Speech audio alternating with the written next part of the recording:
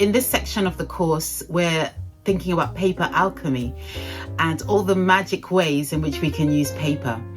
And the title of this class is called Reimagining Paper. And basically, we're just going to be playing with paper and creating wonderful, aged, textured papers that we can use in our artwork. So in a spirit garden, it is very much, we're going to be working primarily in watercolor, creating a floral, but it is very much a layered approach to a type of storytelling that you can do through art like this that I don't really feel like you can do in other ways. And it is so restorative to my soul when I practice this sort of mindful painting.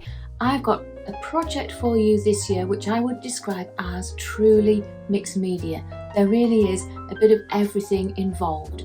But one thing I always come back to is beaches, seascapes, coastal images inspired by the holidays I go on. I love to capture them in these little A6 postcard size collages, and that's what this lesson is going to be about. I'm going to roll it up.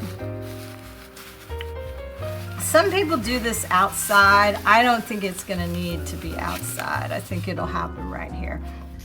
And I've tried to limit the supplies so that you're not having to buy lots of specialist texture pastes and different products.